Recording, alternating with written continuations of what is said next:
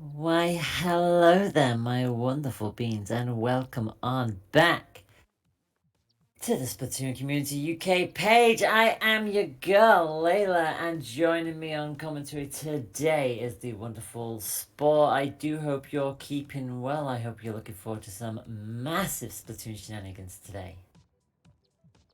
Yeah, what a wonderful day it is to go out and play Splatoon. It's a lovely day outside, and I'm hoping that transfers into some lovely games today.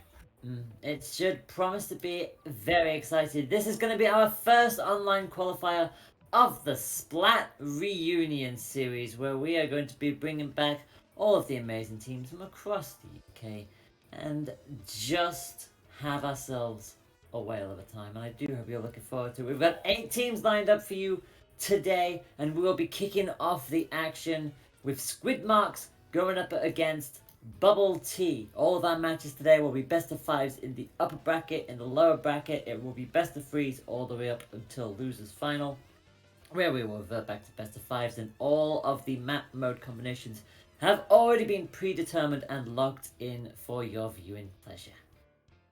Indeed. And our first map of the day is going to be Tower Control on Sturgeon Shipyard. A pretty interesting stage to start on, I think. A lot of ramps, a lot of ledges for various non-shooter weapons to take advantage of. One of which we will see coming out of Bubble Tea. I reckon, if I remember correctly, Zari is a roller player by trade, so expect to see them take advantage of the ramps by just shocking underneath them and then popping out and splatting someone unexpectedly. Yeah, I'm gonna look forward to seeing the entire comp of Bubble Tea rolling out. Having said that, we'll be keeping a very close eye on Red Wars on the side of Squidmarks as well, primarily K-Shot and T-Tag, but more often than not, the wonderful, lovely little shenanigans that Red Wars does get themselves up to, especially being the former captain of Dreadnoughts. Very solid play, and I definitely look forward to seeing how Squidmarks are going to bring the fight to Bubble Tea, and obviously that's going into Tower Control. We've got another Tower Control map at the end. If the best of 5 does go to distance, we'll cover Anchovy when we get on over there. But between all of that, we've got Splat Zones, our good old classic over on the reef. We've got Rainmaker there on Macomod. That is going to be very chaotic. And then on top of that, we'll have Clamblitz over at the Schnapper. So very heavy, very loaded first matchup in this best of 5. Yeah, there's a lot of variety in these maps here, Layla. There's you have the long streets of Snapper Canal, but that comes immediately after the cramped and almost claustrophobic feel of Rainmaker on Macomot. Yeah. And especially with how small Macomot will be, and knowing, obviously, I formerly playing for Dreadnoughts, I know Red Wars does like to bring out that Splu 7 on Rainmaker sometimes. So imagine a claustrophobic stage, but you also have to play in fear of that Ultra Stamp coming at you. Yeah, it's not going to be very easy for them in the slightest, but these are some of the best teams that we've got on offer for you today, and hopefully we'll have ourselves a very close matchup in the very first go-round. And already we've got an Explosion on the side, the Blaster coming on in from the other side as well, and this first matchup is officially... Is that a V-Shot? That's a V-Shot coming out from the side of, I believe that is Bubble Tea in the yellow. We see here, they're just already fighting for mid here. Red was taking a fairly aggressive position right next to the tower as Tomica tries to cover with the Jet Squelcher. Junior already goes down on the side of Bubble Tea, and it'll be an early push for Squidmarks. Yeah, Squidmarks already on their way to the first checkpoint. Tower Control means we've got our 2 wonderful, lovely little checkpoints. Sometimes we'll have 3, but more often than not, it will be 2. And already, there's pretty nice, solid control. Ben's going to get themselves a splat. Hops off the tower for just a moment. Has the player advantage. Quickly hops back on. And that is checkpoint 1 done and does it. And clean past the halfway mark. Pretty much a 4-1 advantage as the rest of Bubble Tea continue spawning back in. They're already at the second checkpoint. Yeah, they're already throwing all of their specials as well. Tower Control giving you a massive passive special charge, giving them such a huge advantage there, but they're not able to fully use it. Bubble Tea manages to take out 3 members of Squidmarks, and that'll, I think, be a delayed wipe. Yeah, They'll get themselves back into this, get the tower back towards the center, and will likely get points on the board officially now as well. But yeah, really good strong push from Squidmarks, getting it all the way down to 11, but just could not maintain that momentum when it mattered most, and also getting taken down mid splashdown as well. Really good coordination now, and this is all about the recovery drive from Bubble Tea as they now make their attempt at the first checkpoint. Yeah, we see the Stingray coming out from Tomica here. Just going to stall that tower for a little while. Stingray very hard to contest, especially with the comp that Squidmarks happens to be, I think actually Bubble Tea happens to be using there. However, nice pick coming out from the keeper of Zari. Zari looking to get another one, gets 2 here. And we're going to move on to this last checkpoint. It's a double checkpoint, so it's going to take them a while to clear, so they just need to stay away for a little while longer here. And they'll be able to clear it, maybe. Yeah, they're taking down the time there as well. Good splat onto a red there from Zari. Benz tries to immediately go straight onto the tower, gets themselves a splat in there, but it's not enough to force the issue out of Bubble Tea. They're going to take the lead from this. They could yet get a KO with the Bria Bomb. Not quite. They're down to 2. But... They just need to touch it. They've got it. They've got it. They push it over the line. And despite conceding to 11 in that first push, they come back beautifully. And there was no response there from Squidmarks this time round. Yeah, after getting pushed to 11, I think they just snapped fully into gear there. It's almost like the Pokemon move counter in a way. You hit them hard, they hit you twice as hard back. And unfortunately, 11 times 2 is... well, not 11, bloody... I forgot the counter goes down in tower control. Wow, I didn't realise Gunnar was on the freaking podcast with me today. Yeah, 22. 11 times 2 is 22. You're fine. Here at Splat UK, we only do the finest of mathematics. And speaking of mathematics, we're going to be watching some numbers tick down here on Splat Zone's Reef, one of the classic Splatoon 2 stages, shown all the way back in 2017 when the game was revealed. It's undergone a few changes since then, but now the map is bigger, more open, and perfect for these teams to duke out. It's actually quite amusing that you say that it had a few tweaks here and there. I like the fact that pretty much both Splatoon 1 and Splatoon 2 had stages that had to go under maintenance, essentially, and have some reworks done to it. For those of you who don't know the Splatoon 1 days, Urchin Underpass had to be taken off the rotation completely for a while whilst that got fixed and changed. So I wonder if Splatoon 3 will keep that trend where they'll release a stage and then suddenly go, maintenance for the stage, we need to rework it. I mean, they might do that for the stage that was revealed. I believe it was either last week or the week before. That one that takes place in a flood underpass. I forgot the name of it now. It escapes me, but I reckon that stage will go undergo maintenance at some point. Like just because it's thematically appropriate. Like flood underpasses often have to go under massive maintenance. Speaking of maintenance here, we're going to be seeing the same comp, I believe, coming out of Bubble Tea here. And there's a bit of a shake-up on the other side. We see a Vanilla Doily Sculpture and a V-Jet double missile. Is that triple missile? Jeez. Well, I guess we are bringing Airstrike into Splatoon 2 there. That's going to be a lot of evasive action for Bubble Tea to be going through already. You saw the first volley of that already pinging up because they're so quick to charge on up as well. Remember, this is the dual Splat Zone, so you will have to take control of both if you want to score points, and it is exactly what Bubble Tea are already in the process of doing. Red West getting absolutely peppered there and going to get taken out in the process. And Bubble Tea, after having been so far down in the first part of that matchup in tower control, they're coming out the gate swinging, and they're the ones taking the initiative this time around. Yeah, as we can see here, they're setting up a really nice lockout here. They've got complete control over that bridge, which is an incredibly important area of Reef they're taking control of. However, Skyward, close to missiles, might be able to use them to just force them off the bridge and give their team an opening here. So they already used their first set of missiles. These are second set of missiles entirely on the bridge. They really want that bridge back. Yes, because they've popping double of them, but despite getting all that ink down, they've only just gone the one splat so far, and control is still in the possession of Bubble Tea. 2 players down, they should now finally take control, and does so. Red West jumping on back to respawn from their jet shenanigans, and it's going to be Tomica now just dancing around, keeping an eye out, has missiles open, and does have the point enter to at least try to single out each and every single one of Bubble Tea and relay that information back to the rest of the team. But at what point will Tomica decide to pop missiles? The answer is now. That'll be 3 marks, and away they go. We go here. We see Tomica holding a really important position here on this left side, able to use the dodge rolls to try and get out, but Aqua Snow chasing them down here right now, as they're able to just get that tree position back. Unfortunately, Benz just pops out of nowhere, gets 1, gets 2. Benz is just like being a bloody Mercedes right now, rolling over them. As he uses his missiles here just to force them back a little bit, just to get control of the car. I'm not sure why he's sitting on the bottom of the mid here, perhaps looking for a shark from somebody, but regardless, this is a really nice hold for Squidmarks right now as they get the lead. Yeah, this is they're doing exactly what Bubble Tea did to them in the previous matchup, just coming from behind and immediately take the reins and not letting go.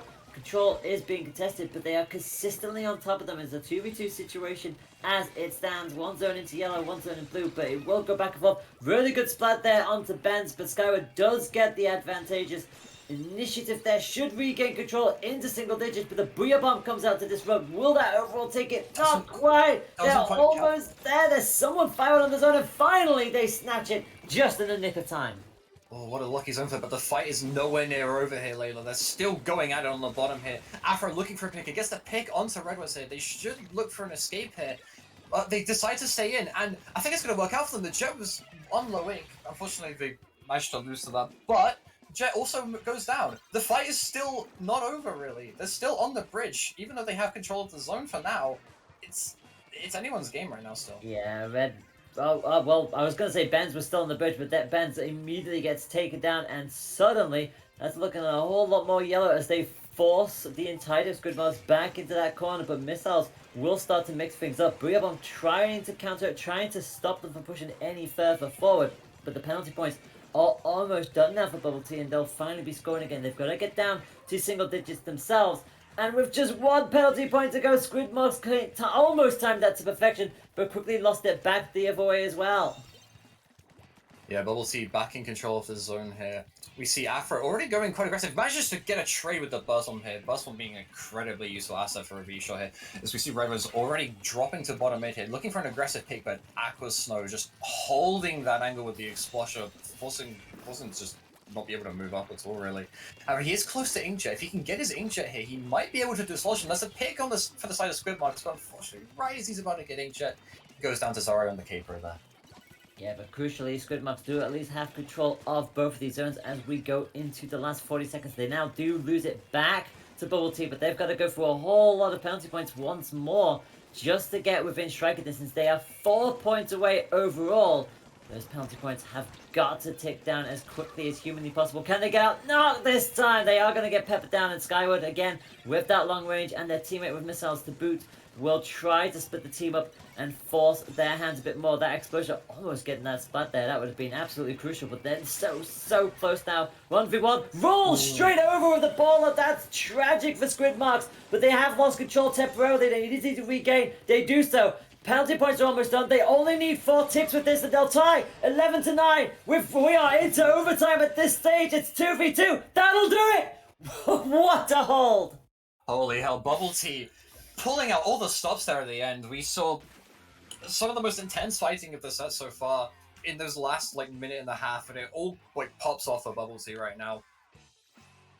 Absolutely phenomenal job. Beating triple missile, might I add, which, speaking as a competitive player, that cannot be fun to play against. Yeah, that just to put that into perspective, Squidmarks fired off 23 missiles throughout that entire game between all 3 of their players. That is a ludicrous amount of volleys that you will have to deal with on a regular basis there. So, yeah, really well done for Bubble Tea and holding that on in the nick of time. They only had 2 players left up in the end. We're going into that overtime section, but 2 players was enough for them to maintain both of those zones and tick it over. An overtime win, 9-8.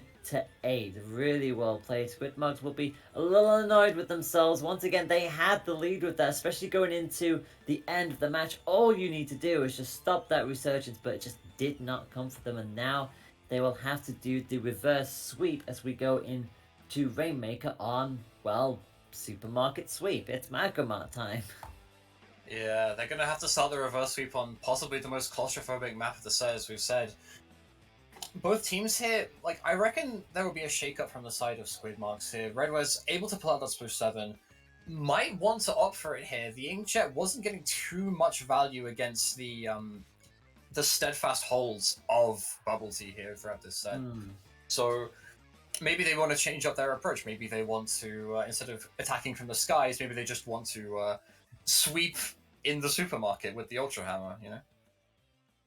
We will soon find out what they decide to switch on up to, and do remember that this tournament is a double elimination, so it is not over for Squidmarks if they do lose this 3-0, but you do not want to be starting out in the lower bracket in the early stages. We are going to see that blaster coming on back in for the side of Squidmarks and NZAP, and of course we've got the T-Tech and the Kenta version, which is always nice to see. And as you kind of predicted earlier, we are going to see the sploosh come out on to Makomon. And already 2 down on Squidbox, and that is not a good way to start in Rainmaker, because that is a massive push already. Yeah, if they have a massive chance to just run the Rainmaker and score it. The Suction Bomb going to stop them, as well as cover fire from the side of Squidmarks, and they go 3 down. It's only the Hammer left alive, and that's a very clean wipe for the side of Squidmarks here. However, they did let it get all the way to 22 points, which is going to be a very difficult lead to regain on this map. I wasn't able to see if any of the members of Squidmarks have last-ditch effort, but if they have so, it'll be fully maxed out at this point. They'll be able to throw so many bombs, so many toxic missiles if they're able to. It's going to be massive, especially with that blaster. I think Toxic Mist is going to be a very valuable asset for them in the set. Yeah, Skyward having to retreat just initially to try and get away from the shenanigans, and as a result, they've left the entirety of the team just go down as well. And that's a wipe as well. That's a full-on wipe. So we've had a wipe against Bubble Tea, and now we've had a wipe against Squidmark, all within a minute, and that is a very well-placed grenade, and that is very well done from Redwest, and a double team-up effort to stop the Booyah Bomb, and that quickly shuts down the second push. Yeah, that was a really nice shot on the Booyah Bomb. The coordination, absolutely impeccable. Like, shooting it from 2 different angles as well. There was no chance that Booyah Bomb was going to escape alive. We see Redwest going into mid with the income, unable to find any value, but Aquastow on that sploosh goes down as Skyward chases Afro with the blaster. Really nice teamwork here between Skyward and Redwest here.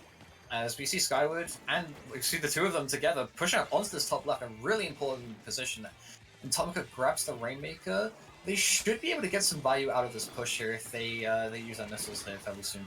Unfortunately, they're going to go down to another well-timed bomb as well, as the Kenta Splattershot Pro now going to fire off the Booyah Bomb uncontested this time, with the NZAP down, and the Blaster now down as well. Really good pick from Zari, and that again is going to now stall and practically shut down Squidmarks' attempted counter push of their own. There's no way they're getting that Rainmaker in time, so it'll have to be reset. They'll have to go all over again.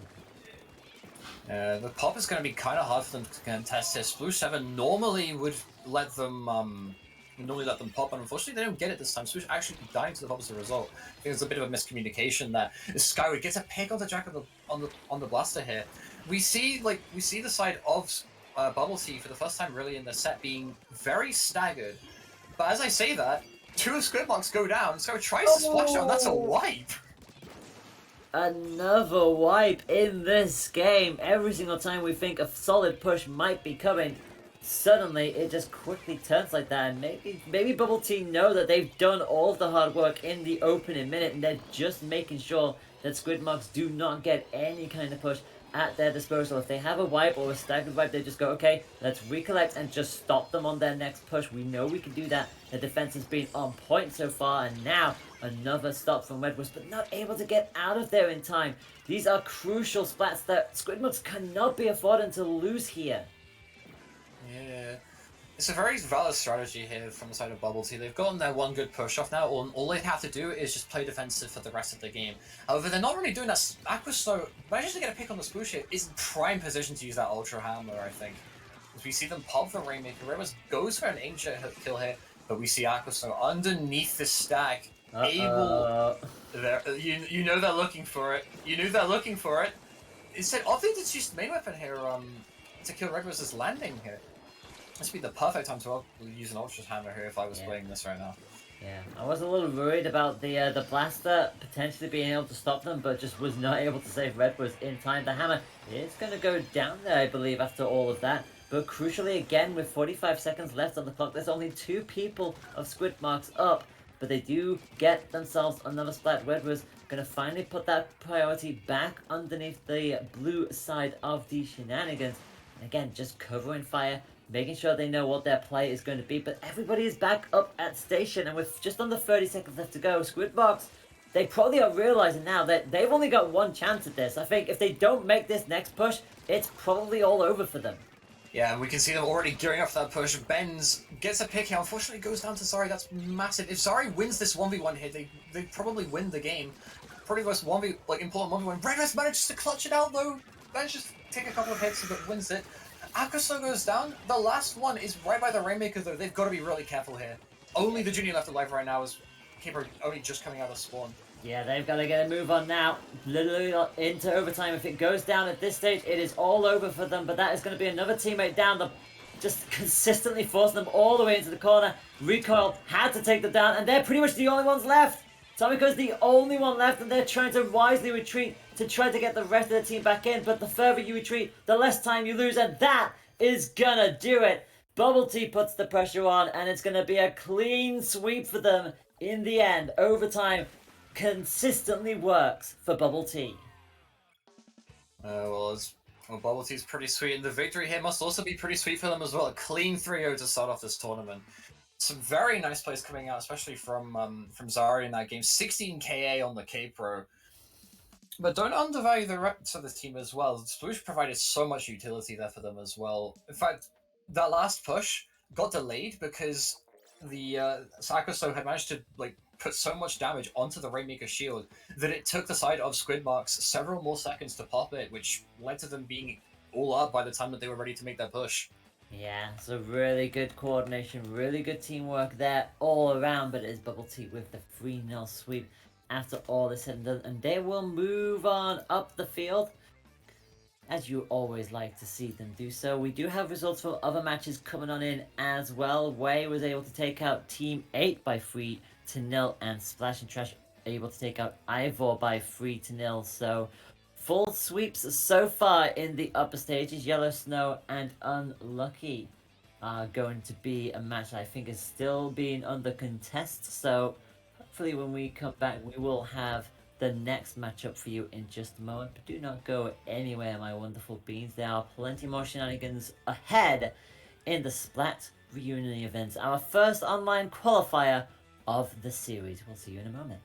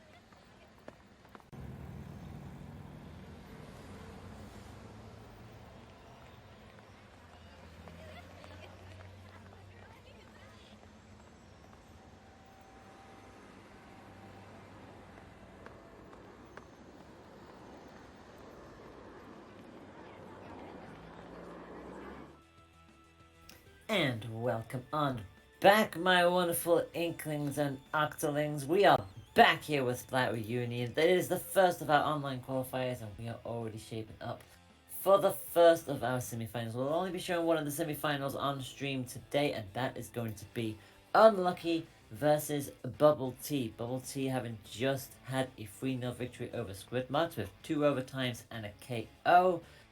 Meanwhile, for Unlucky, they are seeded number 8, but that did not stop them from knocking out the number 1 seed of this freaking qualifier in the form of Yellow Snow by 3 points to 2. Of course, the match that we didn't do, that didn't go 3-0, was a 3-2 thriller.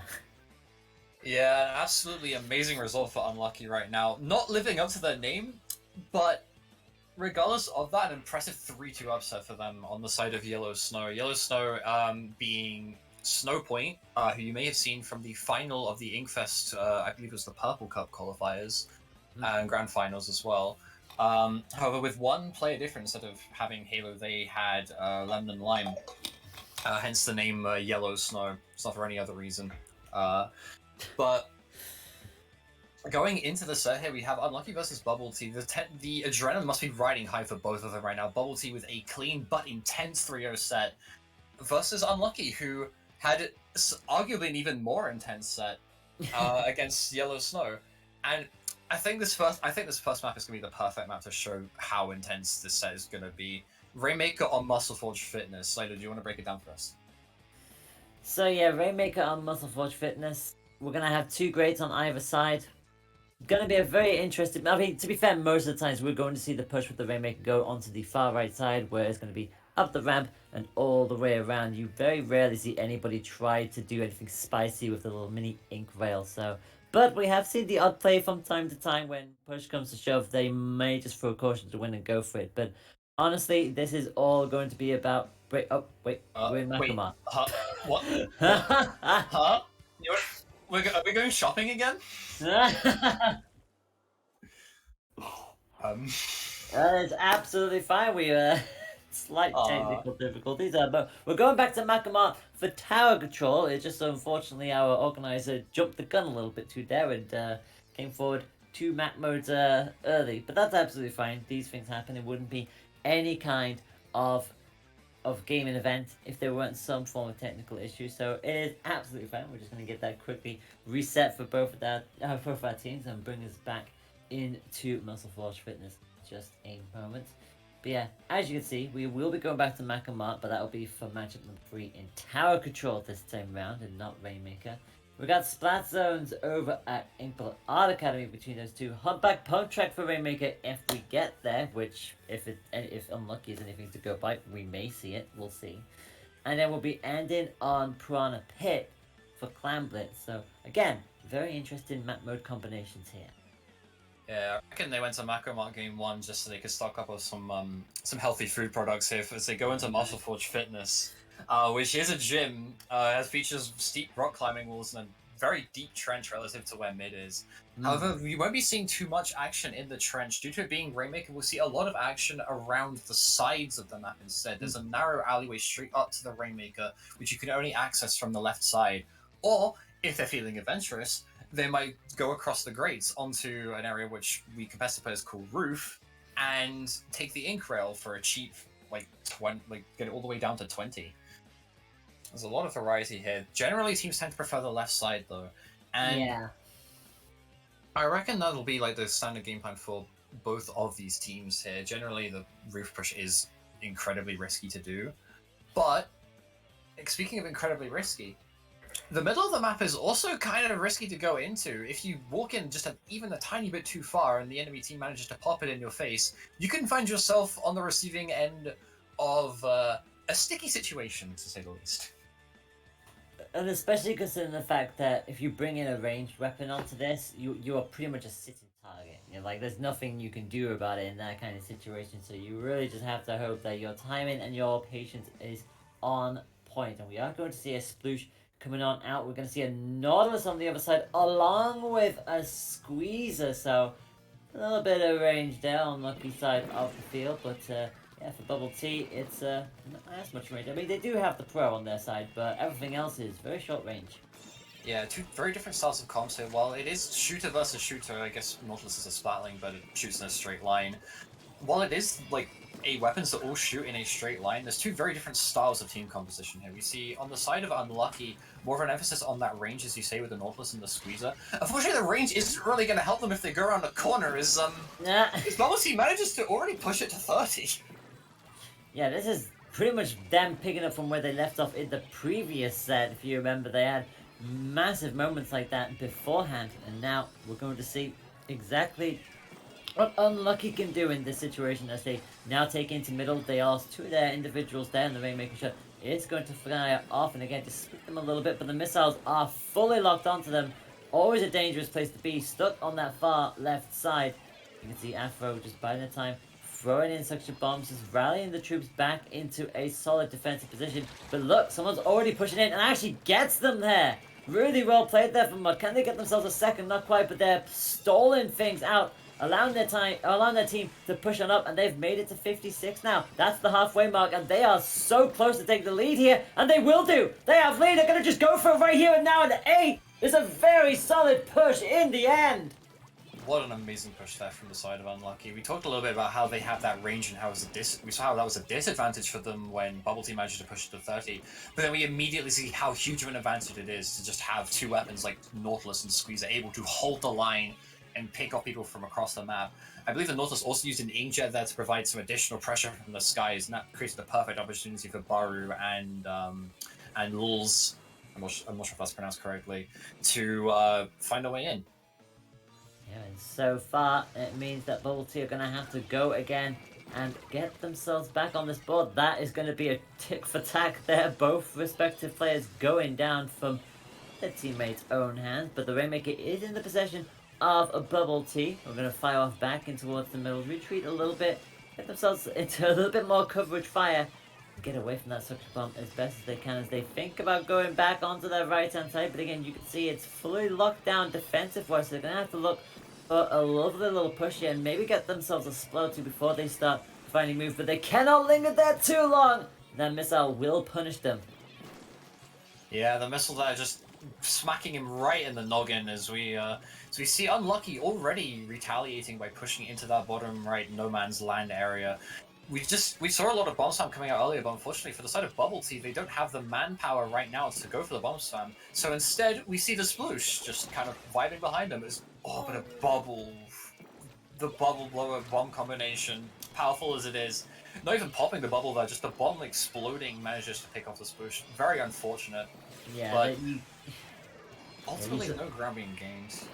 Yeah, nothing really has changed at this point. If anything, Unlucky are just stalling for time, letting this time tick on down, and just shoving it into an area where it's going to be a little bit more awkward for Bubble Tea to really fight out of. They're trying to desperately push this, but honestly, for them, then it's not the end of the world if this explodes on them. They're into the single digits on that counter now, and now it finally gets taken down by Zybe, who does get taken out themselves. So again, it really is a case of Unlucky stalling for time, wasting the clock, and giving Bubble Tea that little extra pressure to do, especially when they're always spread out and getting caught with these splats. The last thing they need the manpower, as you say, to move forward as we enter the final minute of our first match.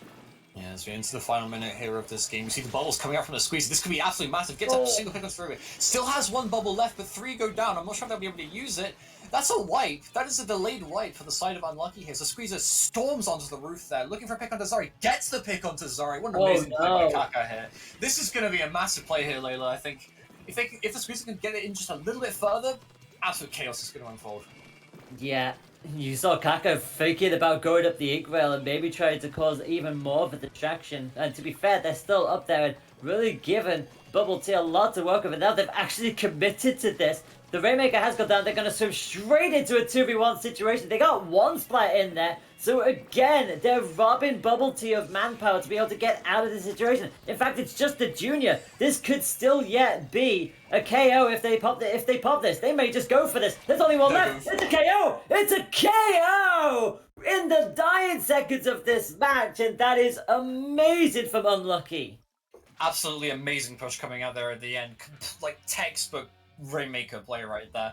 Just biding their time patiently, waiting for the short range comp of Bubble Tea to walk in just a little bit too far, and then with a snap of the fingers, bam, they just go in, get the picks, stagger them so hard that they're unable to bring it back in the last few seconds, and finishing it off with what I can only say is the most stylish dunk of the tournament so far. Yeah, that's been incredibly well played from Lucky. I think they realized it's like, well, we don't really need to push this, but at the same time, it's just the junior left, and the Rainmaker is literally behind this wall. We could probably go for the KO, and yeah, you may as well. So, really well done from Unlucky, and just unfortunate for Bubble Tea. Every single time we thought they were going to start getting themselves back into it, they were either split up from the rest of the team, or actually getting caught out in splats. And at that stage, especially when you go into the final minute, if you're having trades, it's really not helping you in the grand scheme of things, because you're the one who needs to push, who needs to get on with the objective. So now they're going to have to go into splat zones, trying to just sort of like take a step back, have a breather. It's like, okay, we're going from the chaotic mode of Rainmaker to the tried, true, tested butter that is splat zone. So how will Bubble Tea respond going into this now? Yeah, we see Splatoon's Aimbot Art Academy, a completely classic stage here. Whenever I talk to competitive players, if I ask them for their favorite map mode combination, I reckon a majority of them will tell me it is Aimbot on Splat Zones, and I can see why. It's the absolute textbook example of a Splat Zones map here. Very good very good map if you want to reset your mental as well. Take a breather, as you say. As it's a very standard zone, very like big square in the middle of the map, but there's a stack in the middle of it which provides a big advantage for long range weapons, which we have seen come out from the side of Unlucky before. I reckon they will pull out roughly the same thing here. Nautilus plus Squeezer being a fantastic combination of weapons if you just want to wall out the enemy. We see a change coming out from the side of Bubble Tea here. We see Explosher coming out. A K-52, one of the most meta weapons in the game on the side of Unlucky coming out here. But still sticking with that Junior. I mean, gotta have something balance it out with, and to be fair, both teams opt in for that junior, so not too much of an issue as the blow lobber is gonna go down almost immediately. So too does the junior, and already that's looking pretty blue. And if you're unlucky, you are very happy with that already with the early advantage. Tries to get the explosion out, but that is not going to happen anytime soon. Not the most wisest of things to run on into. That is Baller charged up and ready to go, but not gonna be able to use it. Really good splat there, really good catch from Kaka. Yeah, Kaka here, as we've seen, just able to completely catch people off guard with that Squeezer. Squeezer has a deceptively fast kill time despite how long ranged it is, and being able to take full advantage of it throughout this side is absolutely immense. The map right now is looking like an Eiffel 65 song. It's completely blue everywhere. And we see Bubble Tea here very staggered right now. Aquasub going down to, I believe that was the Nautilus, yeah. And they've only got one chance to push in, but they've got to do it quick and they've got to do it now. But not much is really happening. Oh, but we do see the K-52 go down here. They should rush zone here. They have the splashdown to it, but yeah, unfortunately, just a little bit too late there from the side of from Afro. A valiant effort though, nonetheless. Yeah, valiant effort, but yeah, unfortunately, just too little, too late. There was already in the single digits when the first splat finally came through, and that is again just such confidence that Unlucky had there. The second they took control, the second they got it underneath the 50 mark, they just pushed up straight into the team's area, and that was it. They were not getting wrestled out of there anytime soon. So unfortunate for Bubble Tea to be choked in that manner. And it means that we now properly go to Makamot now, and it's going to be tower control. What is the difference on Makamot between Rainmaker that we saw in the previous set and tower control? How does it differ? Well, there are some similarities in where you tend to go on this map. For example, the tower moves left initially once you start pushing it, so you will see players move towards that left side to protect the tower. However, there are a lot of differences as well. You cannot immediately jump onto that top left side without getting onto the tower first. And not only that, but you have to prioritize that right-hand side. On Rainmaker, you can kind of just, lock it down and the enemy team generally won't challenge it. However, once you get far enough on TC on this map, you will have to worry about that right-hand side.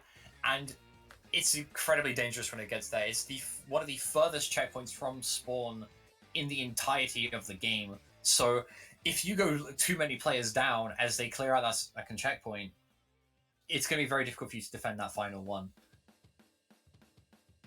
And with that being said, we are going to get ourselves geared up for that in just a moment and see what both teams bring to the table as a result. We can't tell you that it's going to be WHEYY that they're going to meet in the winners final. As you just probably saw from that bracket, they were able to beat Splash and Trash. They beat them by 3 points to 1. So I like the fact that the other semi-final did go to 4 matches, so Rainmaker was going to be on there twice there for WHEYY, and they were able to get away with that. So Bubble Tea now need to do a reverse sweep of their own. Otherwise, Day 2 are also going to be upset by Unlucky here, just like Yellow Snow were in the previous matchup for Unlucky. But yeah, this is a really good show from Unlucky so far. Yeah, Unlucky being absolutely dominant in this set so far, especially the squeezer. Kaka playing out of his mind right now, I swear. Like, just able to find some amazing picks. We see a complete shake-up from the side of Bubble Tea. We see, is that a vanilla splatter shot coming out from Unlucky? I believe so. Specifically, the hero replica version of it. No difference, obviously. It's just a skin choice at that point. But yeah, we've also got the scope coming on out alongside a nozzle nose. So very interesting setups that we're going for between both of these teams. And already the scope trying to get into position, but not going to happen this time around as Unlucky gets them completely off the board. But nobody with the points just yet. Although if it stays like this, you feel like Unlucky are definitely going to be the ones on the board first, and they are. Yeah, Baru here we see on this top left, tried to flank all the way to kill the charger. An unorthodox but quite ingenious play, I think, as they managed to stall this top left for a little while. Unfortunately, clicking the splashdown button is a death sentence in this year of 2022, and we see them get taken out. That said, they do have 3 specials online, as Bubble Tea have already used their armor, despite not really finding much value with it. We see Afro go down on the breakfast to, I believe that was either the Zap or the Squeezer. Squeezer using the bubbles here just to try and force him off the tower. As Unlucky preparing to use that ink armor, they get 2 down here. This would be probably the perfect time to use ink armor, I'd say, just to completely neuter that charger on the right stack. Yeah, it'll be a really good idea, and armor is set and ready to be deployed for Mod if they need to. Takes out Afro first. Stingray is going to come up on the opposing side first, and now the armor will come up, and now the tower will begin to get pushed once again by Unlucky. As Bubble Tea with that initial lead, we are going to see the special go down, but it doesn't matter because Zari goes down to the... A double on the board for LL, not this time round. They are going to have to just quickly vacate the situation, get the knowledge charge straight back up, put the pressure on their opposition, and take out May in the process. And already, that is checkpoint number 2, already ticking on through. It looks like they're going to steam past that one as well. They do so, and they get the 4-2 advantage. They finally do lose the junior, but again, that hasn't really slowed them down at all. That's going to be checkpoint 3 done dusted as well. This could be another KO. It's about to be another KO, and there we go. Once that tower gets onto the left side of your spawn, there is not much you can do about that, unfortunately. And with another dominant display, we see Unlucky taking a clean 3-0 here over Bubble Tea. Yeah, that's going to be another upset then, as Unlucky were the seed at 8. They took out the number 1 seed in the previous match, and now the number 5 seed in this matchup as well. Bubble Tea definitely had their moments. They definitely were able to hold on for a variety of situations, but unfortunately just not able to. In the end, the Rainmaker slipped away from them in the last few seconds, and they conceded to a KO. In fact, all 3 of these matches against Bubble Tea all ended in KOs. They didn't even get a point in Splat Zone, so really well performed in the previous matchup, and they did their best to hold with Unlucky, but Unlucky just... They had the range, they had the firepower, and they consistently always had time on their side. So really good strategies there from Unlucky to see them through into winners final. Yeah, we see Unlucky running what I would consider to be a more standard composition compared to Bubble Tea. More standardized comp, meaning that there's more points of reference that they have for how they want to play their game. And they definitely knew how they wanted to play their game there. Like, as we saw that Rainmaker or Muscle Forge game, they were very dominant through that. They got one good push and they were like, you know what? I want to have my cake and eat it too. So they just went and pushed it straight to the end again. And after that initial display, they just went full on into overdrive here, seeing as they managed to very cleanly knock out the next 2 games. However, we will see Unlucky play against WHEYY. I have to add some welly into that, you know. the team that's done very well so far in this tournament, I believe, also 3-0ing and 3-1ing, I believe, in the winners semis. So Correct. it'll be interesting to see what they do. WHEYYY consisting of some very familiar faces throughout the UK scene. We have Matthew Ninja, formerly on Team Mako, multi-time and current reigning UK champion. Probably going to be playing against the Vanilla Jet Sculpture, I reckon, here. I played against them the other day, actually, and knowing Matt, he likes to play weapons that tend to stay a little bit further back from the action, which gives him the room to command the rest of his team to victory. We also see a junior one-trick on the side of Johnny, one of the UK's finest support players. Formerly on Reflection, which was a high-level squad. And we also see one of his former Reflection teammates, Express, who also used to be on Cosmos, if you remember those guys from the 2019-2020 UK Championships. Very dominant squad. And last but certainly not least, we see Takimi. Takimi is a relatively up-and-coming player. They've only been playing competitive for a few months, as far as I'm aware. But in those few months, they have made their mark. They have already made their way into +3, and they're a contender to get into +2 this month, which is a very high-level Discord server. So it'd be interesting to see what Unlucky does to try and topple these UK titans. Yeah, this is going to be... It's almost like an all-star team, isn't it? And I have had the pleasure of commentating on Cosmos, and especially for Ninja. Was able to commentate on the grand finals of that all the way back in 2018. I'm still never forgetting that moment. It was a very surreal moment to be a part of that, and to be able to crown them, especially considering the fact they had a scare in that grand final, that Rainmaker match that they lost in the last 30 seconds, which is always a fun one to relive every now and then. But yeah, UK champions for a reason. Incredibly well played player, and a really collective team. But Unlucky have proved so far that they can hang with the best, so let us see if they can make it 3 upsets out of 3 as we get Clamblitz on Pump Track, starting things off in the best of 5 winners final. We see the Kenster Slushing Machine coming out of Express here. Unlucky deciding to stick with their tried and true comp that they use against Bubble Tea here.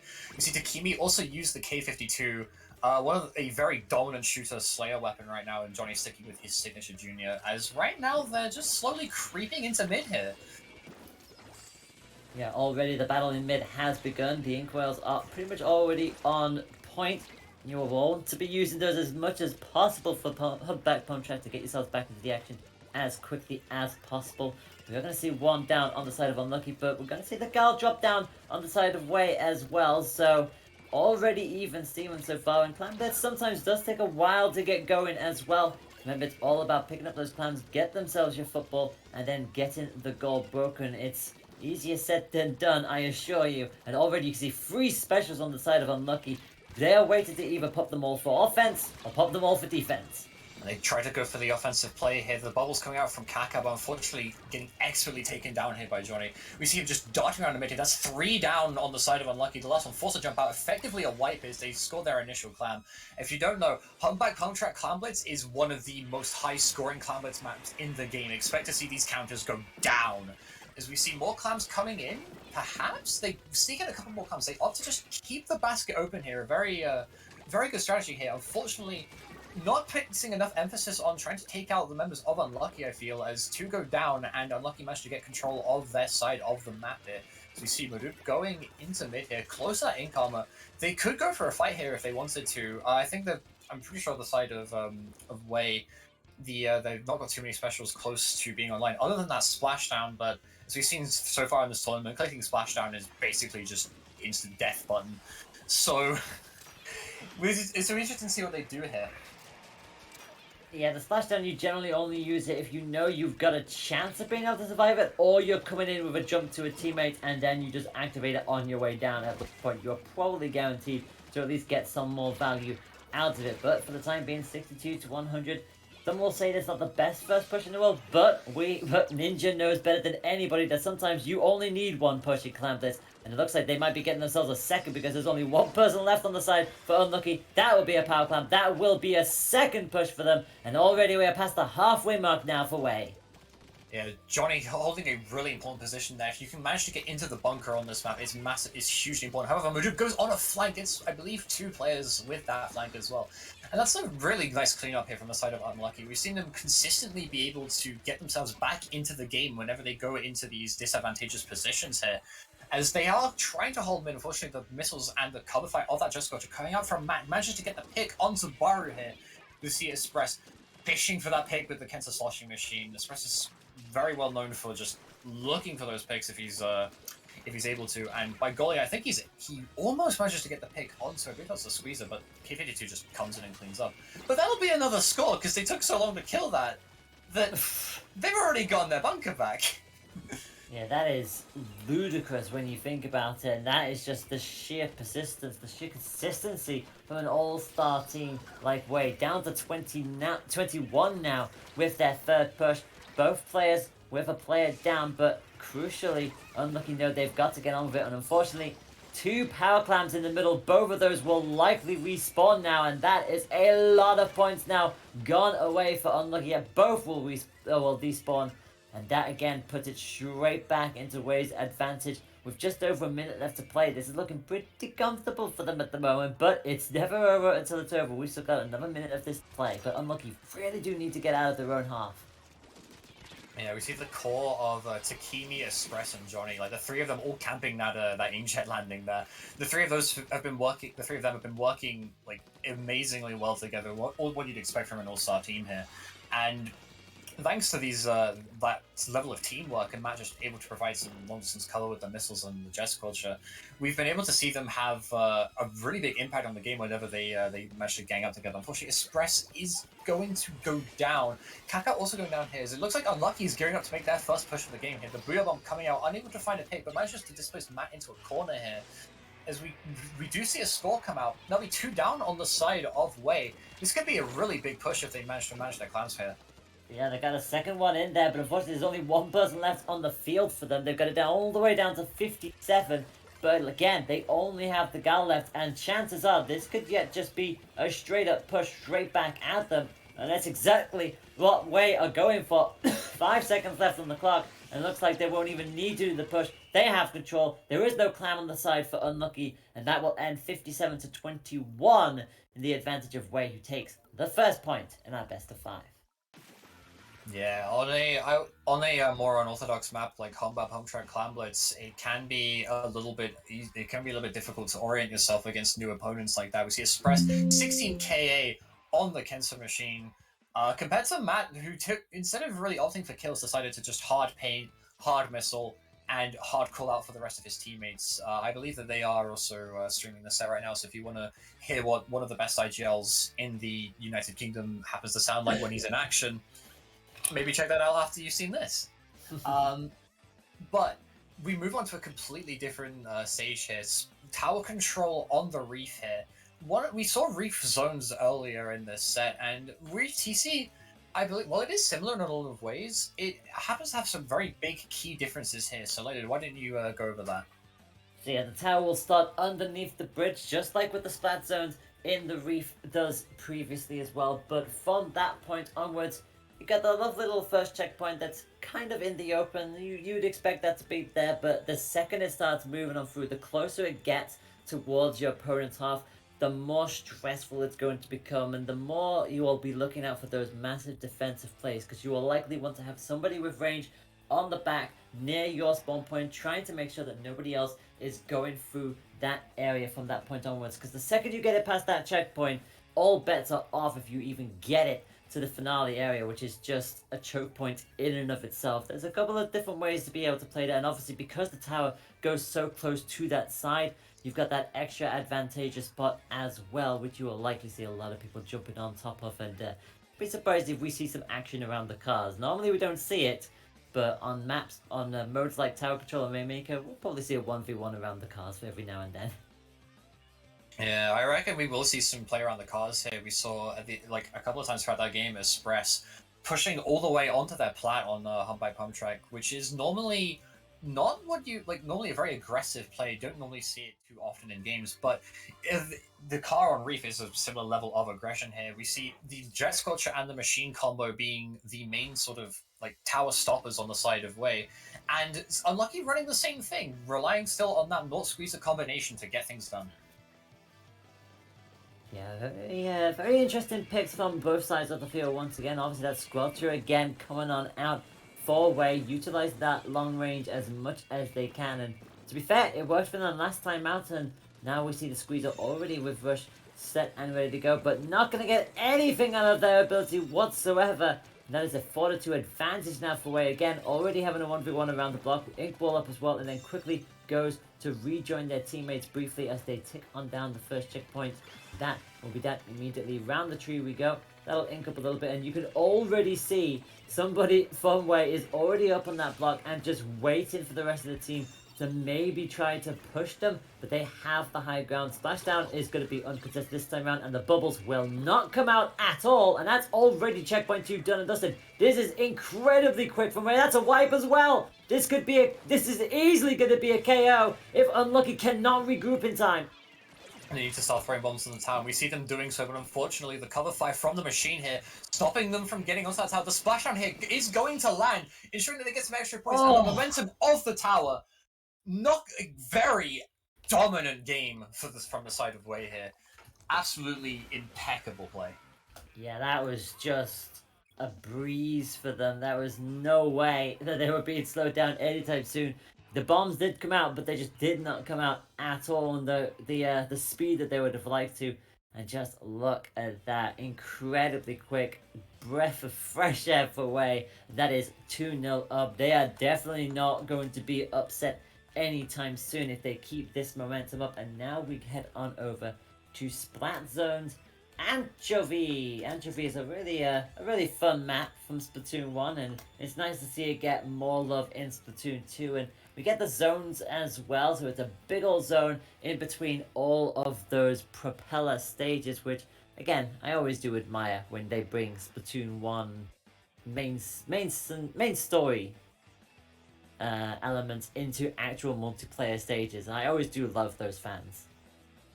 Yeah, those fans are going to be some of the most important areas of the map here for either team to hold, really. It gives you such a good coverage over not only over the zone, but it also lets you, if you have something long range enough, for example, a Jet Sculpture or a Naught, or maybe even a Squeezer, it lets you also threaten the Plat, which for a map like Anchovy, that's like immensely important here, because on Ancho, there's only two ways you can really go. You can either go to the Plat, which is like the main area overlooking the zone, or you've got that left flank to worry about, and we will probably see someone take that left flank. We have seen on the side of Unlucky, I believe it was the shot player, does like to go for those flanks occasionally. We saw them flanking earlier on the previous set on that Tower Control Makamon game where they just flanked the Charger like 2 or 3 times in a row. So hopefully we'll see them try to pull something similar here, as it can be very, very threatening if you're not prepared for it. And I don't doubt that Way are prepared for it in some way, shape, or form, but it'll be interesting to see how they play this map, because the thing about Way is, as we've seen throughout the set so far, they're very much a 3-in-1 team. You have the core combination of Takimi, Express, and Johnny. Those three are insane together. And then you have Matt standing quite a distance away, but just providing them with almost like recon support with the missiles. So it'll be interesting to see how they play this out. Takimi opting for an even shorter range weapon here with the Neo Splash-O-Matic. I believe that's the first we've seen of this in this tournament. As we see the same thing coming out from Unlucky here, they're just sticking with their tried and true combination, looking to see if they can like swing the momentum in their favor with it at some point. As they get the early cap here. Yeah, they get the early cap at the very least, but they weren't able to hold it in tower control last time out. And knowing Way, if they have their, way, they will probably try to make sure that that is the only time they get points on the board, as LLZ is going to get taken down as well. And already the Slushy Machine with the lovely Fizzy, unfortunately bounced right off the corner. Unfortunate there from their teammate. You hate to see it, but to be fair, it hasn't changed much in the grand scheme of things. They are already ticking on nicely down through the 60s and almost at the halfway mark already. And again, as you say, keeping control of that main propeller area. really making it very hard for Unlucky to get in their breakthrough, but Batter is finally starting to come on through. They actually do wrestle control away from them, 2-player advantage, and unfortunately does get traded out, but again, they are able to shut the rest of the team down and finally have a chance to breathe in this match. Yeah, that was a really nice retake from them. First taking out Takimi and then immediately herding the rest of the team into that this little crammed area here. As we see Kaka just contest the play here, trying to get paint for bubbles. They weren't able to use them last time, so look, they're perfectly looking for some revenge here, hoping for some feisty popping action here. As we see the side of Takimi using the bomber, Express goes down to something, and the Bomb Rush is going to take the zone back, but they haven't managed to get any control of the area around the zone. And in zones, that's what you want. You want the area around the zone, not just the zone itself. Yeah, remember, kids. Turf War is the name of the game. No matter if you're playing actual Turf War or if you're playing ranked, you are always looking to have control of the surrounding areas. And that is exactly what Unlucky were able to keep on top of this time around. They're through their penalty points already. They have lost someone almost immediately, but crucially, they have more points on the board. They may just be able to get past 30. Not quite, actually. They are taken eventually, and that is 31. So good number of points now between themselves and WHEYY. But again, the bubble blower onto the zone is popped uncontested, and that is again back onto the control. Puts a couple more penalty points back onto WHEYY, who now finally have it on their side of the field. Actually do have a player advantage this time around, and Kaka wisely gets the heck out of there. Yeah, they were able to stall the fight with both Matt and Johnny there for a few seconds, providing some valuable moments there where Unlucky would have an advantage to get their plat back, and that's the name of the game on Answer. If you are being locked out, you absolutely want your plat back. If you lose that plat, you've almost lost the game then and there. So we see they haven't really prioritized the left fan all that much. I think they opted for pure aggression there. As we see managing to take out Takimi here, they might be able to get the lead back here. It's just Matt manages to hold the zone long enough to get the lead. Wisely opting to jump out here, not too close to missiles, but he will have them soon. Vanilla Jet Scorcher only being a 170p for missiles, I believe. And already we see on the side of Unlucky here, just holding the plat like very dominantly. All of the side of WHEYY is forcing on the wall. Unfortunately, the bombs and the main weapon spam will take out the Nautilus player here, as we see Express going for this flank here. Let's see what we can get out of it. Yep. Attempts to get something out of it and actually gets Boulder down as well. It's a 4-2 advantage, and suddenly the entirety of WHEYY are on the Splat zone now, 29 to 23. This is the closest it has been between these teams all set. So Unlucky really coming into their elements here. But again, pretty much all the specials on the side of WHEYY are set and ready to go. They are looking to try and hold on to it, although the Splash-O-Matic is going to go down. That's the last thing they need, because the bubbles will come up. Here come the missiles as well. Control has been lost with 3 points in, and that will do it. The Splashdown came too late, and that is going to put more penalty points back onto the side of WHEYY. They do have control now, but they lost 2 people in the midst of that entire exchange, and that stalled this out even longer. Unlucky have control. Yeah, we saw Takimi and Lulz fighting on that fan. Lulz managing to clutch it out here with that Nautilus and using the range to his fullest advantage. And with that, they now have control of the area immediately surrounding the zone. Their penalty points are low. The Naut does go down, but unfortunately Express also goes down. He seems to be down at always just the wrong times to the side of WHEYY here. They will probably get the zone back here, but nothing. It's not over yet at all. It keeps going back and forth. Every single time one team caps it, the other team caps it almost immediately. The squeezer goes down. That is now a 4-2 advantage. That's the last thing Unlucky because it's only 3 points between them. We are definitely going into overtime, and Unlucky have got very quickly here because WHEYY have got them covered on all angles. That's going to be lead. That's going to be lead in overtime after all of that. And that is just unlucky for Unlucky. It just ran out on them right at the end. Yeah, I bet the boys over at WHEYY are absolutely yelling their heads off right now, securing a very clean way into grand finals here with an absolutely 5-star finish there, I would say. Absolutely amazing gameplay at the end there. Both sides not really wanting to give an inch, like fully contesting this, and that was a back and forth for, I believe that was around like a minute or more. Yeah. Which is so uncommon to see in a mode like Splat Zones. Unfortunately, in a mode like Zones, if you are playing against a Jet Sculpture, you do not want to play that game. The Jet Sculpture will just paint, it will just use missiles, it will just displace you out. And that's what Matt was able to do for the side of WHEYY, which provided the perfect opportunity for Express to just go in, and as soon as Express gets that pick, which without dying, that was it. Like, WHEYY just started rolling over them, and before you know it, they've got that win in the back of the net. Like, they will be going straight to grand finals here.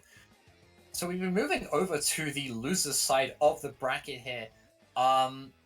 We see Yellow Snow steadily making their way up to a losers run right now after getting upset by Unlucky Yeah. in that first round. They are looking to be making their way towards them once again here. So hopefully we'll see an equally intense rematch here, as we unfortunately did not catch that match on the stream the first time around. So yeah, we haven't talked about Yellow Snow all that much. So do you want to enlighten our viewers on about Yellow Snow? Absolutely. So Yellow Snow, the #1 seed in this competition, and to be fair, they got that seed for a variety of different reasons, and again, because of the fact that the team that it consists of is just a force to be reckoned with. This is basically Snowpoint with a sub. They have Lemon and Lime instead of Scarf, basically giving their comp more emphasis on shooters. They are the only team in this qualifier with a Tetra player, so look out for the slip slidey action from them. They're also the only team in this qualifier to have taken games away from Chewits Mafia prior to this tournament occurring. They took a game against Chewits in the grand finals of the previous Ink Fest competition, so it is going to be very cool, very interesting to see how Yellow Snow are able to operate, especially because of the fact that they have been running the losers bracket from round 1, courtesy of that 3-2 defeat to Unlucky, so they are not going to be holding back any punches going on in here. Yeah, so Yellow Snow. Yellow Snow is, as we say, it's largely Snowpoint, but it consists of Lemon and Lime instead of Scarfy, which is a big shake-up for them. Scarfy normally playing like weapons with AoE, things like Rapid Blaster, and I have seen them play things like Squeezer on occasion, but generally they will always default back to the Kenta Rapid Blaster. Lemon and Lime, no such story. Lemon and Lime being the Slayer for Team Mako. So we might even see a little Mako rematch if they manage to make their way to the grand finals here and completely the losers run. But Lemon and Lime, known for being an end parry player, unfortunately the current metagame not very friendly towards end parries. There are a lot of shooters that not only outmaneuver it, but also outrange it, outkill time it. It's just very difficult to be an end parry player right now in this day and age, unfortunately. But Lemon and Lime has proven that they are able to adapt to weapons such as the Neo Splashomatic, and the Foil Squeezer is something that I have seen them play recently. So they'll be adding a similar-ish role to the side of Yellow Snow compared to what they used to. So it'll be interesting to see how Yellow Snow changes up their game plan, considering that they have, a different player who plays a naturally different role to who they're normally used to playing with.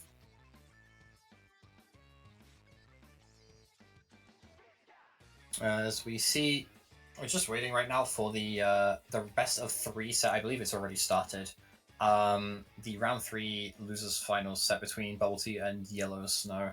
Obviously, we've been talking about Yellow Snow a fair bit, but do not count Bubble Tea out. They did manage to win over Team 8, so they've already gained some momentum back. I'd imagine after being 3-0'd, like that must have been a monumental effort. So props to them for managing to start getting things back up and running again. I was wondering why my microphone wasn't picking up. It had muted itself, which is why I was like, oh, okay.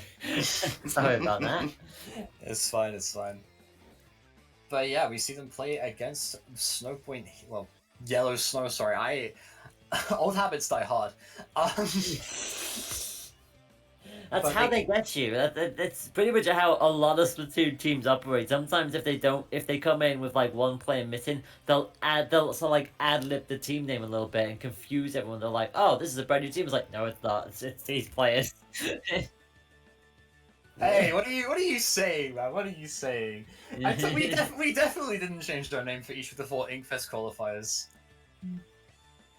Oh yeah, for context, Pixel Squid, who is kindly showing us these games via the power of Discord screen share and modern technology, just started yelling Jewett Mafia because we changed our name with all of the Inkfest Cups. I'm aware. Every single time I commentated on there went pretty much Jewett Mafia, is it? Yes, it is. Yes, it's Jewett Mafia. I mean, we've managed to stop doing that now. We did unfortunately do it recently in a tournament that we played. We signed up as Bitter Shandy, but yeah, ever since then, and a talk with the guy that does our social media, our Twitter page, Duracell, he was like, guys, there's only one player different. Just stop. And yeah, I'm proud to announce that we have moved on from this point. it's like, hey, this is an ultimatum. You gotta stop being not Jewett's Mafia when you don't have. It's just how it be. But also, this is the community that likes to just meme quite a lot of the time. So honestly, I totally understand. But also at the same time, as a caster, it's like, please just call yourself your goddamn teammate. It's good fun like that, though. It does keep us on our toes.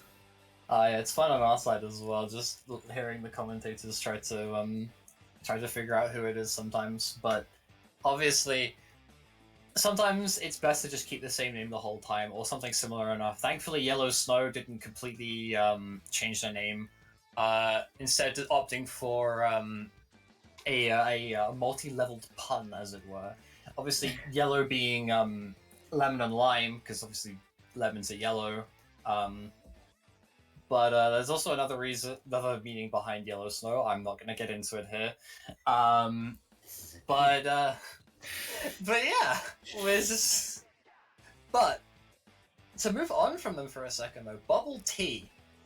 They managed to 2-0 Team A in the previous round of the losers bracket after having to suffer a very dominating defeat to the side of Unlucky. So, Layla, what do you think they'll be changing? What do you think they'll be changing up throughout the set that they're playing right now in order to try and win? Honestly, we say it was a straightforward loss for Bubble Tea. That last matchup really did take us into a little bit of interesting territory, especially how it started with the Rainmaker as well, considering that they held off for such a long time until they finally went down. Going up against a team like Yellow Snow, who is #1 seed for a very good reason, a very dominant team, and have taken points off some incredible teams in the past. Honestly, just trying to take a step back and just trying to figure out their rotations, and also on top of which, their weapon composition. Yes, it worked, especially in the first matchup, but the next two matches were relatively quick KOs. In fact, they didn't score a point in Splatoon, so ideally they won't take the same composition they had in a Splatoon matchup, especially against a team like Yellowstone. There are definitely a couple of things that definitely need to be tweaked, which, in all fairness, it's nice if you main a specific weapon, that's great. If you're a little bit flexible and have something else that you can go with, it's up to the rest of your team to then try to sort of balance that out and work together just a little bit harder. Yeah, the weapon compositions were very unique. We saw the consistent use of the vanilla splatter shot. Unfortunately, vanilla splatter shot being cursed with that splashdown. It can be good if you manage to land it against a group of opponents, but in this day and age, the game has been out for almost 5 years now.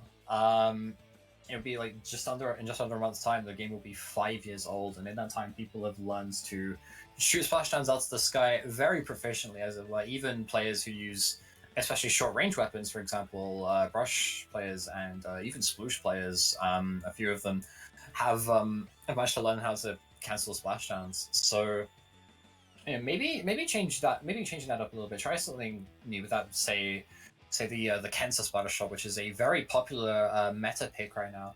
And this brings me to a good point actually.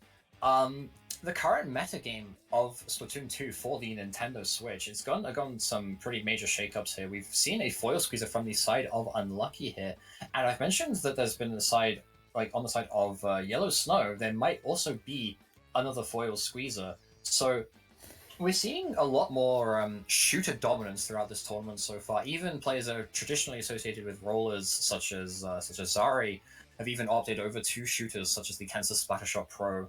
So we've been seeing a lot of shooters so far, and as fun as it is to watch and commentate COD shooter, I'd really like to see some more like interesting picks, like bring out some rollers or some buckets or something like that, because that might just tip the scales. Like in a game where everybody's using roughly a similar weapon class, bringing out something different might be just what they need to win. As somebody who mains the buckets and the buckets we trust, and I would like to see more sloshes and tri-sloshes out there if you do not mind. But it looks like we do have confirmation of our final. It is going to be Unlucky going up against Yellow Snow. It will be a rematch from the first set that was not streamed, unfortunately. And that is going to be Yellow Snow versus Unlucky. It was 2-3 in Unlucky's favor last time out. If it's anything like that again going into this, we are in for an amazing showing. Do you think Lightning can strike twice though for Unlucky? That is the big question. Well, I think Lightning can strike in the same place twice, but it depends if you put down a Lightning Rod there first. And we'll have to see if Unlucky has managed to do that through that first set. We see very similar maps actually that we've seen throughout the tournament so far. For example, we are seeing a repeat of Tower Control on Sturgeon Shipyard, one of the games from round 1. And Rainmaker Muscle Forge Fitness, which I do not believe was in the... I might correct me if I'm wrong, I do not believe it was on the loser side of the bracket, but obviously it was on the winner side of the bracket, so Unlucky already having an edge in that game 3 over a Yellow Snow here, just purely off of the map experience. However, we see a couple of stages that that haven't been played before so far in this tournament. For example, Game 1, Splat Zones on Wahoo World. Wahoo World. Wahoo. Wahoo. Shut the heck up! Pixel's having a good time here, just yelling Wahoo here with us. and for good reason. This map has been resurging in popularity in recent months, especially among the Western scene. I think that's in part due to the best North American team, Starburst, managing to topple some of the best Japanese players on this stage fairly recently in what I can only describe as the highest level of Splatoon 2 competition that has ever occurred. So, it's a pretty enjoyable map, and I can see why. It's just a bunch of circles. A bunch of circles. Such an abstract way of describing any stage. Ah, yes, it's triangles and squares. It's all triangles, squares, and circles. But the circle that's the most important is that one in the middle. And unlike other modes on Wahoo World, the bridges are always up on this one, giving the plat a very well-defined wedge shape, which is really good if you want to push back in and hold the zone. But, of course, you have to get to the other side of the zone in order to hold it, and that can be very, very difficult. There are flanks on the left and the right side, but they're very tiny, and there's glass in between the zone and those flanks. So once you have committed to either going to the zone or going on one of the flanks, for most weapons in the game, it is a very hard commitment. And because of that, Wahoo World has a very sort of do or you don't nature to it. You either do get control of the zone and you do push through and you do smack the opponents in the face with a sledgehammer, or you don't, and the enemy team just rebounds right back. The other thing to know about this map as well is the verticality of it. The zone is raised, and an underrated strategy on this map, if you can get people to drop off of that top circle onto one of the carousels, as they're called, it means they're not able to paint the zone. So if you need to force a situation where you can paint the zone, but you can't necessarily secure the kills, you can force people to jump off of the zone, and then in doing that, you'll have a man advantage at the top. And I think that's what Yellow Snow will be looking to do here. Yellow Snow being a very strategic team, relying, as we say, on that Tetra dually to set up engagements for them. What do you think Unlucky is going to pull out this take? 'Cause they've been running very similar comps the entire way through this tournament, but you know, after losing that set 3-0, I wonder if they'll shake things up a bit here. On one hand, I'd like to say yes, but on the other hand, if this is the same comp that they used to take out Yellowstone with in the first set, I imagine they probably won't change much from that, if at all. So, but having said that, we know what Yellowstone are like. They're able to adapt, and to be fair, they did go all the way to match 5, so the chances are they probably did have to do some adapting in that set as is. So they'll likely know exactly what Unlucky's game plan is going to be going into this set, and they will try their best to actually have a game plan for it. Just before we start this match, massive shout outs to Afro for that raid as well. Hopefully you're all enjoying the shenanigans today as we get ourselves ready for Losers Final, the first of our best of 5. The winner will go to the grand final to take on WHEYYY, who is very much going to be watching on very carefully as our Splatoon match is on the way. Who is going to get first points? It's Yellow, of course it is. Of course, there's Yellow Snow in the yellow, fittingly enough here. Running a very unorthodox comp for them here. We see Chano on the Rapid Blaster Pro Deco. I've literally never seen this man play this weapon before, but I suppose being 2900 XP does let you flex around a fair bit in the grand scheme of things here. We see Smile on this K-Shot here. Another unorthodox pick for him. He's able to control the plat here, but unfortunately gets surrounded and taken out here by Kaka on that squeezer here. As we see Unlucky running their tried and true combination of weapons. They try to hold the zone. Unfortunately, the Rapid Blaster Pro Deco, very long range blaster. It is the longest range of all the blasters and is able to very cleanly secure the kill there. And in conjunction with that ink armor, they are able to just get control of the enemy plat here. Yeah, already we can see the Rapid doing its work, waiting for their teammate to jump back on in. And just quickly hopping over back towards that zone just to get themselves a little bit of extra range. Armor is now up, splashdown right behind Kaka, who does manage to get the bubbles up, and that should be enough to wrestle control back away from the bubbles. Big time pop! That's going to be 3 of them down as well. It's just the Rapid Blast left who does take out the Nautilus in the midst of all of that, but that is not what Yellowstone needed. They are going to probably lose control of that easily, and they may just lose the lead with this as well. They're not going to be able to push that up anytime soon. And that is lead back on the side of Unlucky, but no sooner has that lead happened, they immediately push on forward. They are going to lose the Tetris though. Not the best first thing they'd like, but they do take control nonetheless. Not quite able to get the splat, and just about stops the bubbles for Unlucky. Really good play there from Lemon and Lime. Unfortunately, stopping those bubbles came at a price. While he did stop the bubbles, and he is still alive, actually, roaming around the plat and looking for a kill here, I'm sure. The rest of the side of Yellow Snow unfortunately went down. That was a beautiful Booyah Bomb, forcing both the Squeezer and the Nautilus out of range to help the Junior and the Splash. And we see that paying off of them, the Splash going down. As we see Ninja Train here on these Tetras, looking to run rails over them on their plat right now, just waiting for that perfect opportunity. Unfortunately, the closest special on the side of Yellow Snow is that Booyah Bomb, which only provides a few moments of let up here as Channel unfortunately goes down on their plat. Ninja Train tries to splash on here, but we see an engagement going on that plat. It lasted a while, but unfortunately, for the side of Unlucky, they weren't able to get the pick just a little too late there. Yeah, a little too late, and as a result, it is going to be lead back on over to Yellow Snow. Both teams now underneath the halfway mark, but crucially, we're dipping into the 30s, and the Splash-O-Matic is down. So too are the Tetris, so too is the Gal, and just like that, player advantage goes back to the side of Unlucky. Finally, they get that back under control, stopping it just before the 25 mark. Now, this will be a good opportunity for Unlucky to get through the rest of their penalty points. Bubble Blower is up and ready to go. Good for offense, good for defense as well. Lovely little doggo, shouldn't cause too much disruption. But that blaster, they're going to have to be very careful there and also not let too many missiles fall in that zone, because it's a very good way of coming on now. Bubble Blower, really good, gets one splat in there as well as Lemon and Lime does go down. The blaster is not able to get any purchase either. That's surely going to be lead back towards Unlucky. Yeah, Kaka had just went in, got a bunch of really important kills, and now is perfectly set up on the plat. We saw earlier in the game, Chano was able to wall him out with that Rapid, but unfortunately, Chano went down. And now it's just Ninja Train and lands the splashdown. Manages to get 2 picks as well. Holy heck!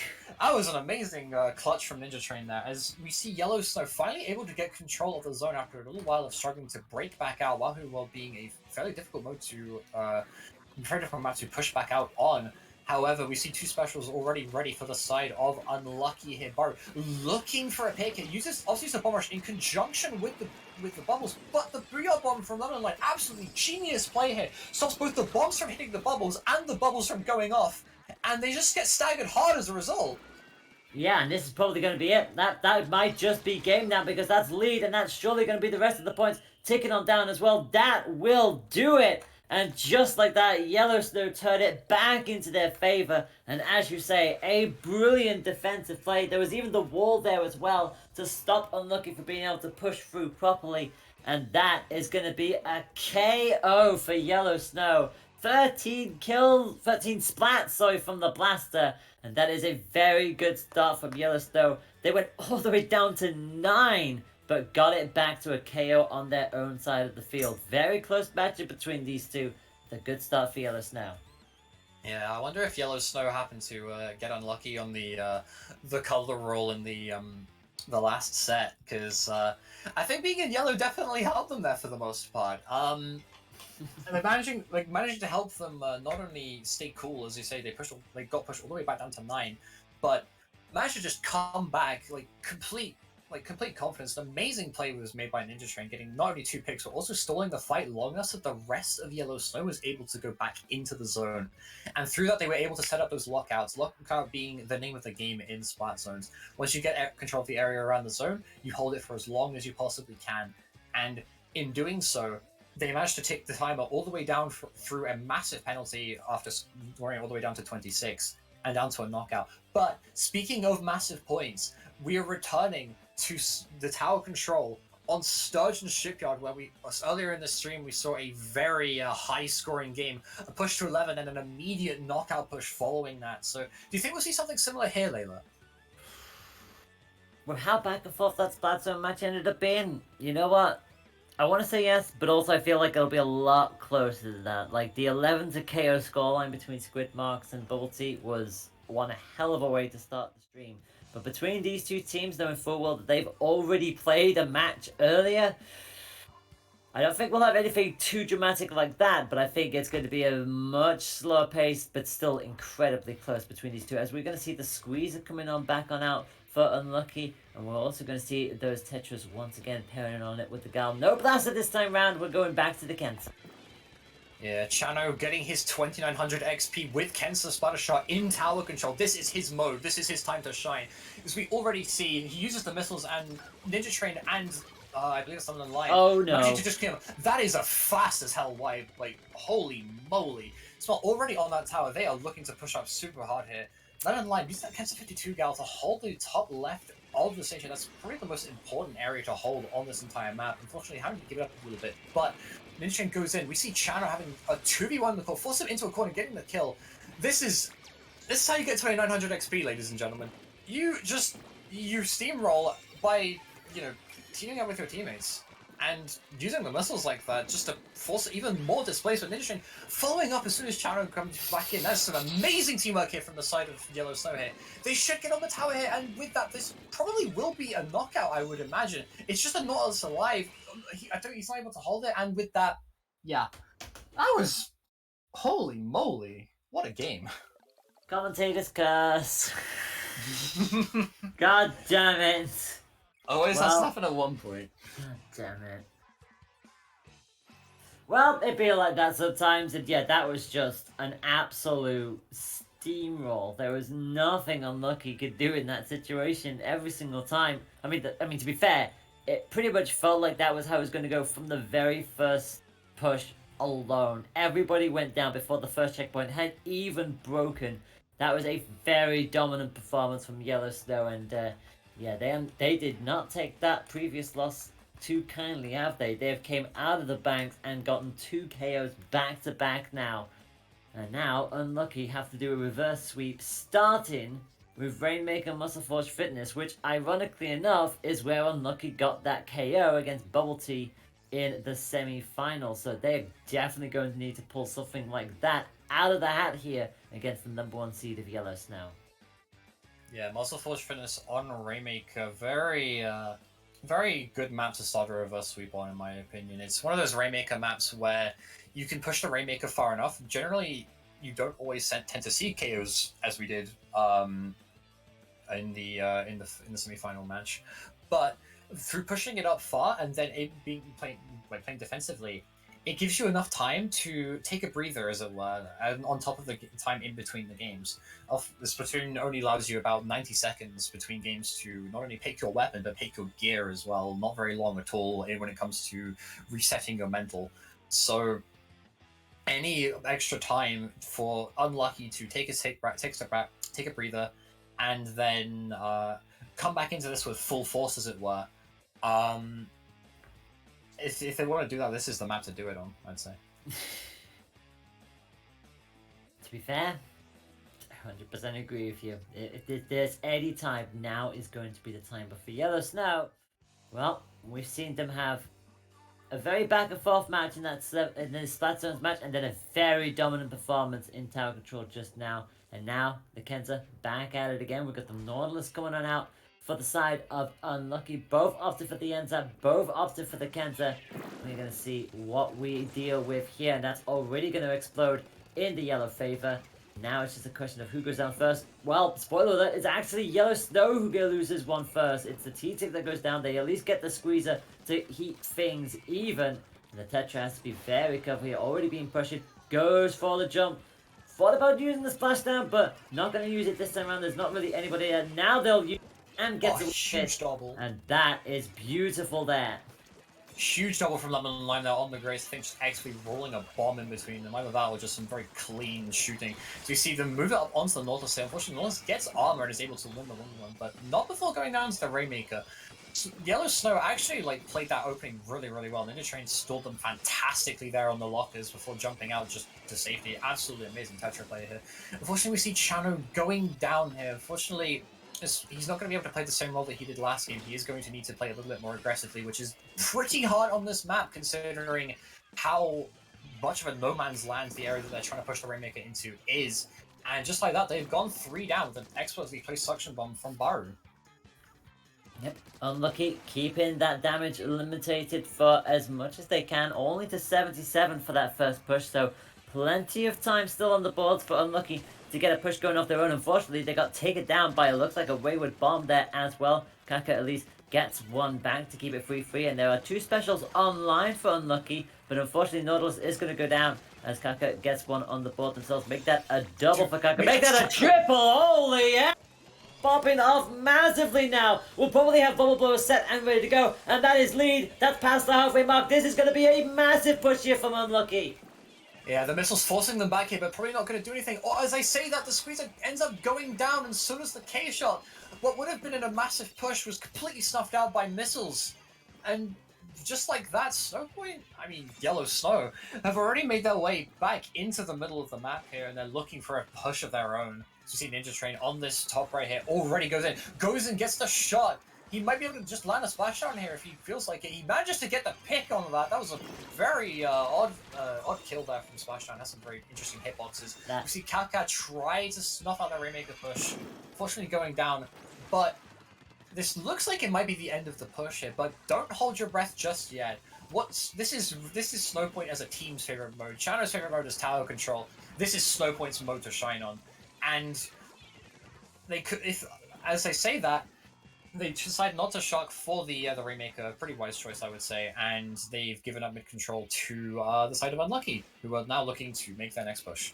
Yeah, but they've completely forgotten about Lemon and Lime, who's the only one really back here, and quickly realizes that they're going to make the move, and that's going to pick the jetpack as well, and that is 3 down immediately. It is just the Kenza left, and that was just patiently played by Yellow Snow, waiting for them to pick, waiting for them to make the first move, and then just completely destroying them from the back all the way to the front. And now, Unlucky find themselves trapped in their own half yet again.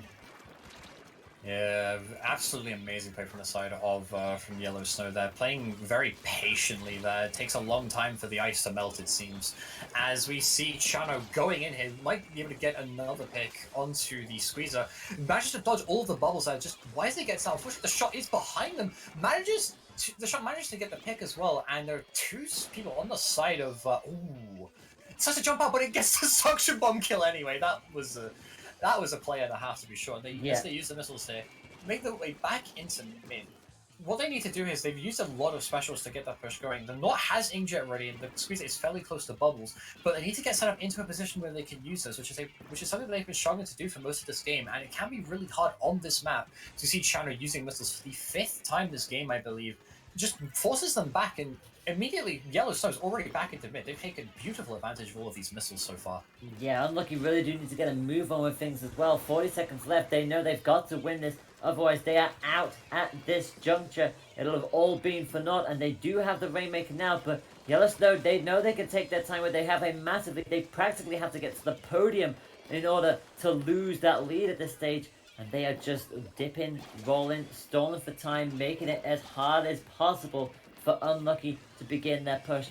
Bubbles will pop, but unfortunately they are going to lose one already, and with 10 seconds left on the clock and the missiles push them back even further, this is looking incredibly dire for Unlucky. If they go down now, it's all over. It is essentially 28 seconds for Unlucky to get a move on as we go into overtime. It's a 2v2 situation as Lemon is just going to wait because they know they need to come this way. It doesn't matter anyway. The teammates are going to take it, and that is a clean 3-0 in the end for Yellow Snow. They get their revenge. There is no upset going on in losers final, and it will be the top 2 seeded teams as they were in the grand final. Yeah, absolutely, absolutely. I believe that was a very good set that I've just seen here. Yellow Snow, coming back from being upset by these guys to not only making their way through the losers bracket, but also 3-0ing the team that upset them in this tournament. That takes some serious mental fortitude, and it just shows how being a team together for so long can really help out. Snowpoint being the base team, Snowpoint being a team for over a year, but I believe at this point they competed in the last season of Leagues Under the Ink, got Division 1, and that was some time ago. I vaguely remember. I don't remember when they did that. I believe it was this. I believe I seeded that one as well, but I'm not too sure off the top of my head. But that was in the past. In the present, we have the grand finals match between 2 of the UK's most stacked rosters, I would say. On the one side, you have Yellow Snow. They've come through losers bracket. They've overcome their greatest obstacle, the team that upset them in this tournament, and they're looking to get that win through the bracket reset. Of course, this being a double elimination tournament, in order for the team on the loser side of the bracket to win the tournament, they have to beat the team on the winner side twice. In order to doubly eliminate them. But on the other side, you have WHEYYY, to put some welly into it, very dominant throughout the side of winners, and they've been able to take a breather compared to the side of Yellow Snow. So it'll be interesting to see what mental wins out here: the adrenaline from the side of Yellow Snow, or the calm zen of hooliganism that is the team name WHEYYY.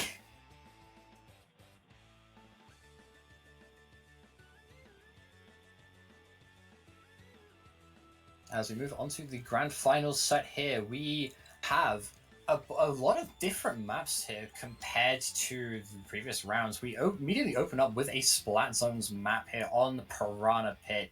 Leda, why don't you talk us over the map for a bit, because I'm gonna go and take a quick loo break. Oh, I see how it is. Okay, let's do solo analysis. Alright, so Piranha Pit, Splatoon 1 stage. Nice good old classic with the conveyor belts. There will be 2 zones on this one, so we've kind of had a bit of both worlds so far throughout this tournament. We've had the dual zones and we've had the singular zones. This one is another dual zone area, so expect to see the teams immediately get the zones in front of their respective spawn areas.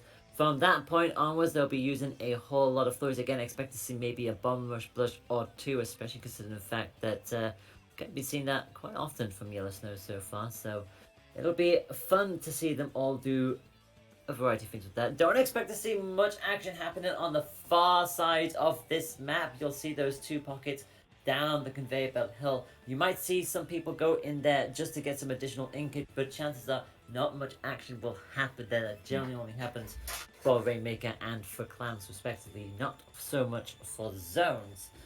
And again, this is going to be a very crucial matchup because for Yellow Snow, bearing in mind that they are the number 1 seed and these two are incredibly closely matched as is, they are both top-notch players.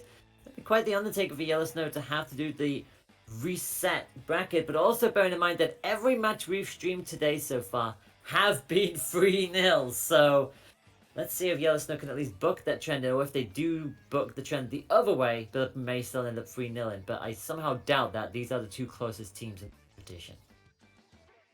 Yeah, as we see, WHEYYY and Yellow Snow, two very all-star squads here. They're going to be squaring it off on Splatzone's Piranha Pit, a very interesting map. On the one side, you have WHEYYY using that vanilla Jet Sculpture to like sort of range out their opponents and provide constant recon with the missiles and through the toxic mist. And on the other side, you have Yellow Snow, who have Tetras on a really flat map.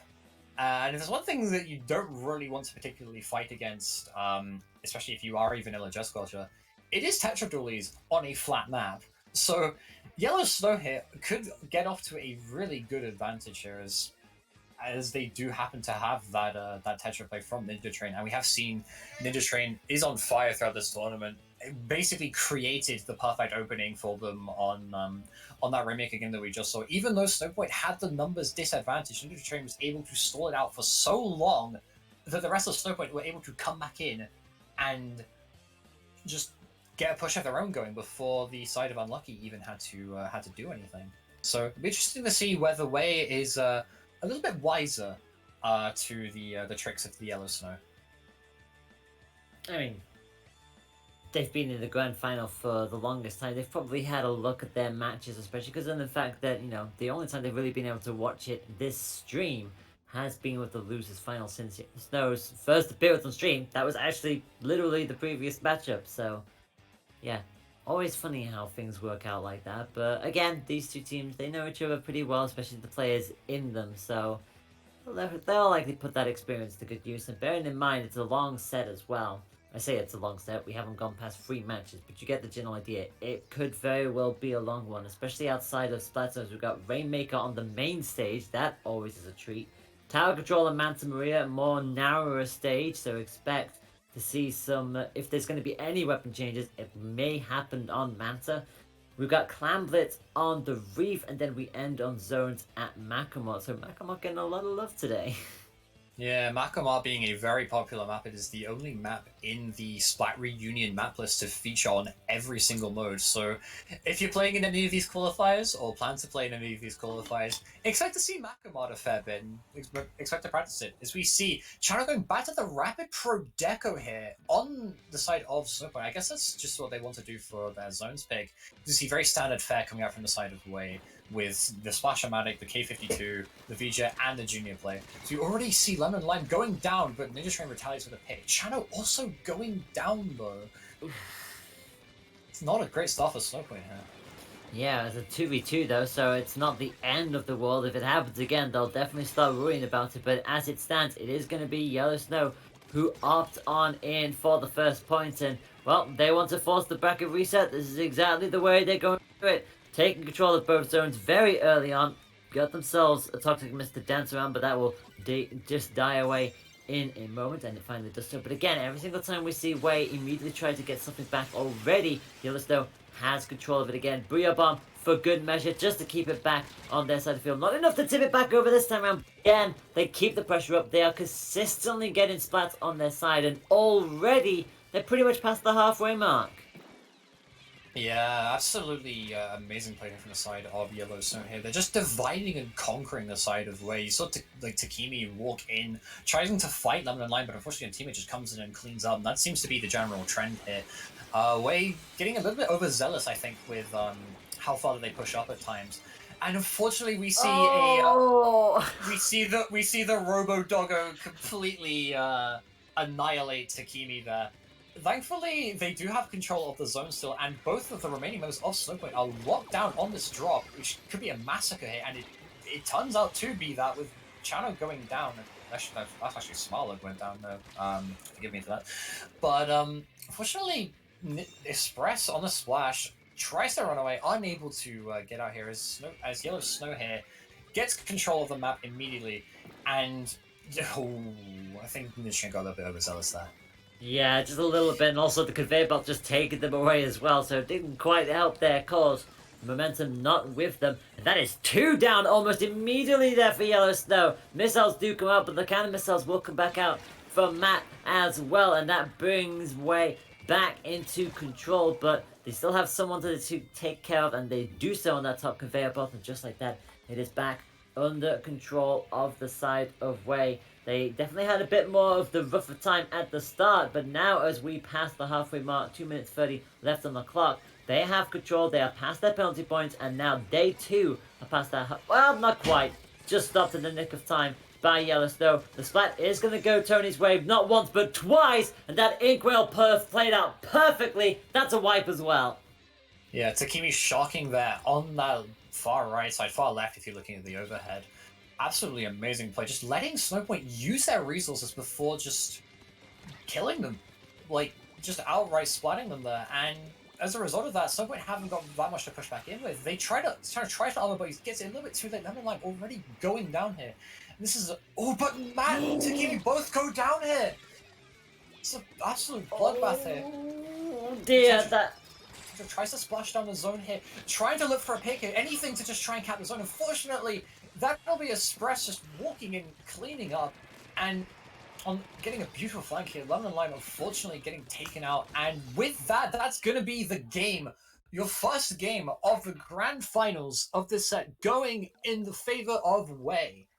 Yeah, really close spot, really tight spot that Yellow Snow found themselves in. I thought for a moment they might have just found a way out, but unfortunate for them, WHEYY were able to get the splats where it mattered most. 11 and 10 for Gary and for Tony respectively. And like I said, it was a very rough start for WHEYY. Yellow Snow had a really commanding lead, got it all the way down to 34, but it's never over until it is over, and WHEYY were able to get themselves back into it and got the KO, and that is going to set them up quite nicely. They just need 2 more wins against the #1 seed and they will have themselves a lovely little seat in the grand finals that await us in a week's time. So already a good start, but can they keep that up as we go to Rainmaker Starfish main stage? And compared to some of the maps that we have had on Rainmaker already today, main stage is a little bit different. A little bit different to say the least. It's simultaneously both open and claustrophobic. That middle of the middle of the map, there's barely anything. There's a couple of blocks to hide behind and the Rainmaker shield, and that is it. You have barely any cover, so walking through mid is quite a risk. So what a lot of players tend to do is they'll tend to take the left and the right flanks. Starfish being quite infamous for how good its flanks actually are. But once you start pushing that Rainmaker forward, you have to walk it past the enemy snipe, and all of a sudden you are surrounded on all sides by very difficult to take positions that the enemy can use to just completely stuff out your push. So you have to you have to be really good at setting up those opportunities to get the Rainmaker as far as you possibly can, because otherwise they'll respawn, they'll take that high ground, and before you know it, you've only pushed it to 40 something and your Rainmaker carrier is dead. However, we have seen Snowpoint, Yellow Snow, oh my days, they are more than capable of setting it up, as we saw on Rainmaker Muscle Forge Fitness. Ninja Train having that flat ground in mid, if they are able to get the pop hit, which I expect they will, Yellow Snow generally running more aggressive bomb-heavy comps compared to the side of WHEYY, which relies on their junior player, Johnny, for the most of the bomb output. If they can get that pop going, and Ninja Train can get a single good engagement off, then it could be Yellow Snow's chance to take the Rainmaker to the end of the stream. So, well, we'll soon find out if they can do exactly that. We are going to see those Tetris backing up, and again, all of that short-range weaponry as we kind of expected to see. The ends up again, the Kenza and the T-Tank on the other side. That Slush Machine, the Kenza variant at the very least, the Neo Splash as well, the Junior, and of course the Kenza themselves. It does pop in the advantage of Yellow Snow, which just immediately inks up that entire main stage area. But the flank! Oh no, the flank! That is absolute disaster for Yellow. What a flank from Takimi, I believe that is Takimi on the Splashomatic. Just walks in, gets one, gets two, and then before you know it, gets three. A beautiful assist coming out from the side of Espresso as well on that. Unfortunately, an Autobomb will snuff it out, but the push has already gone to 19, which is a really good push on this map. If you can get it even halfway up that little ramp to the spawn, you're in a really good position. Yeah, that was an utter calamity for Yellowstone, so that is not the position you want to find yourself in the first minute of the game, and they've already lost another two, and they're in no man's land in that corner. It's just the Teak Tech that's alive, and that's surely going to be another push from there for Way, and this is looking like a very dangerous situation. Thankfully, the 1v1 goes in Lemon and Lime's favor, but immediately shut out of the sky by Tony, and that is again going to stall Yellowstone even further. And well, if you're Way, you're pretty much loving this situation right now. 3 minutes and 40 seconds. You have a lead that is all the way down to 19. And if you could just keep Yellowstone in this half for the rest of the match, you are absolutely fine. Yeah, the players on Way absolutely doing a mental Mexican wave, I would imagine, right now. Just like raising their arms in celebration across the like over the course of this game so far. As we see Yellowstone start trying their best to get back into mid here. They've been struggling to get mid back out for this time. Finally getting the picks that they've been looking for here. As we see Ninja Train here, he might go onto this top left, which is an incredible position to take if you were playing a weapon such as Tetris. And lo and behold, he takes it. He manages to land the splash. This could be a massive push. They get the lead to 17. Alright, maybe I should just shut up making predictions easier, because already Yellowstone are straight back in this fight, and they have a 2-point lead, and that is going to be quickly grabbed by Tony and swam as far away from that position as physically possible. It is a 2-point game, and we haven't even hit the second half of this matchup yet. 17-19 is the scoreline. Two specials on the side. I say two, well, the income has gone down from the zap, but it did at least get off in the nick of time. But look at where Way already is. They want to try and get a bit further up that ramp. Unfortunately, caught out by the inkjet of Lemon and Lime, who gets caught out by the explosion, I think, from all of that. And Grey gets themselves in there as well. This might just be the lead back. No, it is not. Solid defense from the Tetris. They were the only the spot were needed. That will now be lead. The other side away. KO! KO! There's a chance! Oh my days. What I was saying about this map being, like, you know, once being really difficult to push in on, forget that! This map is insane to push in on! like, we saw three insanely explosive pushes. We see Express popping the hell off on that Kensa machine. 15 KA, almost, like, more than double that of the second highest on his team. That was the machine. That was the machine. That was the machine, yeah. Like... Oh... And you want to see your machine player popping off as we go into tower control on Mansa Maria. This is the Kensa machine map. If you play Kensa sloshing machine at all in any capacity, you want to bring it out on the stage. It is absolutely insane here. If it gets onto the bunker on the push, you can stop the enemy team from taking any sort of defensive angle. And if you're defending, you can just set a little way below the ramp, slosh at the tower while it gets that second checkpoint, and the enemy team could do squat about it. It's absolutely insane. And to top it all off, like, not only do you have the Kensa machine in the first place, but this Kensa machine happens to be absolutely on fire right now. Like, oh my god. It's only a matter of time until we see the Kensa machine come out here. I think I don't doubt that they will stick to it. But do you reckon there'll be any changes from the side of Yellow Snow here, Layla? Surely you're not going to come in with 3 short-range weapons again for tower control, and if you do, it's a very brave decision to go for. But again, the team of Yellow Snow, they know exactly what they're doing. We knew that they were going to be an all-shooter loadout just based on the player lineup, and we'll see if that's the case. No, it is not. We are definitely going to see a little bit more of a mix. Both sides are going to opt in for that Kensa machine. The Kensa Gal on the side of Way coming on in, along with the Squelcher. So Way are playing the longer range, and Yellow Snow, the only range they really have is that Kensa machine. So they know they'll have to make these picks matter most. Both get themselves a trade in the early stages. There is that long range that still exists, and already that's a wipe, and in amazing from Way already. That is surely going to be the first checkpoint for free. Yeah, we see no one opting to take this top left on the side of Wei. It could, but could, like come back to bite them later in the game as Snowpoint rushed to defend that area.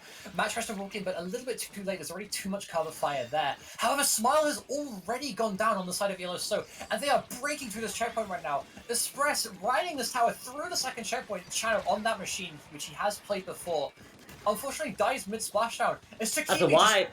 That's another wipe, and as they go to the final checkpoint, I think we're going to see that's another a KO. quick KO. Yeah, that's another quick KO here. It's no way in hell it's not.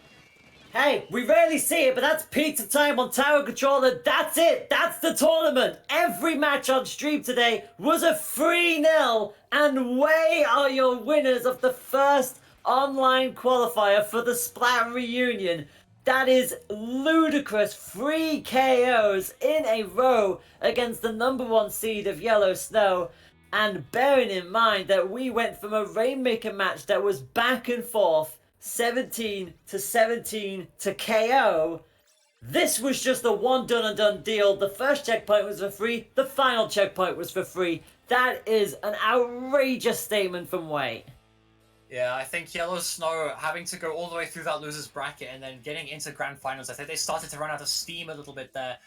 We saw the defense from the side of Yellow Snow in that last game being relatively chaotic. You saw the machine, instead of opting for the generally very safe position of just kind of sloshing at the tower from below the ramp a little bit, deciding to go on a flank and getting punished for it.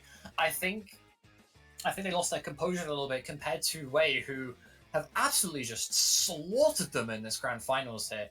And as a member of the team that has qualified for this event already, I'm hella looking forward to playing against these guys, dude. Like, yeah, I was gonna say, is like, are you looking forward to playing them, or are you now a little bit scared of WHEYYY going into that now?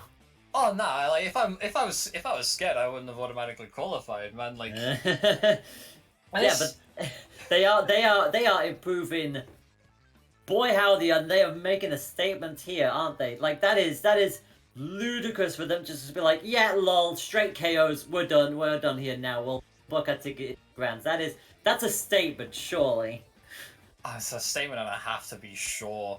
A statement on the level, I'd say, of that automatic qualification. The grand finals, well, the final leg of this tournament, the Splat Reunion tournament itself, the grand finals that will be taking place on August the 6th, I believe it is That's already gearing up to be one heck of a stacked tournament. I mean, on the side, you obviously have Chewits there, but now we see a team that, given the right practice and given if they put in the effort, I know for a fact that they could take this tournament, like, straight up.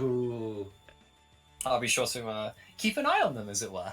Yeah, I had a feeling that would be the case. You can do everything in your power to make sure that does not come to pass. But honestly, I, for one, as an unbiased commentator, I'm going to look very much forward to seeing how you two are going to do when you go into that. But that is for then. We're going to focus on the next event that happens first, and that is our second online qualifier. That will be taking place July 9th. So that, I believe, is not next week, but the week after. Yes, it is in 2 weeks' time. So you've got 2 whole weeks to prepare thyselves if you want to take part in this competition. We got 8 teams registered on in today.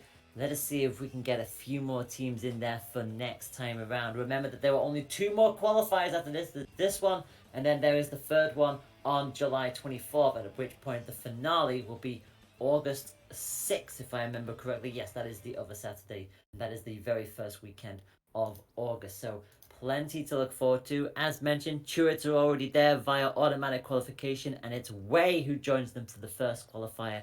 Thank you all very much for joining us on here tonight.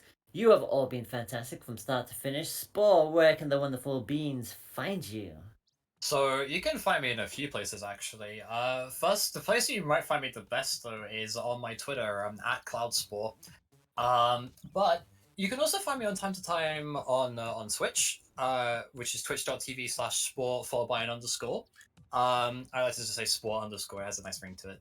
And the other place where you can find me as well is on YouTube. My YouTube channel is just Spore Cloud, the same as my that's my Twitter handle, but swap the cloud bit and the spore bit. You'll know it's me. It's the Ogling holding the ink brush that I'm known for. So yeah, hopefully I'll see you around there. And Layla, where can we find you? So, if you want to follow all of my esport news and commentary shenanigans, you can follow me at the tag that is on screen, which is at Layla Ashwell. However, if you are very much a streamer fan, or if you're a VTuber fan, you may find me at TK_Layla, where we do a whole bunch of VTubing shenanigans on stream with a lot of podcasts and collaboration. One of which we did yesterday for Trans Lifeline, where we raised $750 because trans rights are human rights, and never let anybody tell you otherwise. But thank you very much for joining us here tonight. It has been great fun. We will see you in 2 weeks' time for the second online qualifier. Thank you to everybody who took part as a team. Thank you to those of you who tuned in via chat. Thank you to Spot for joining me on commentary, and thank you to Pixel Squid for organising and running this entire thing in the first place. Take care, everybody. We'll see you next time, and please remember to stay fresh.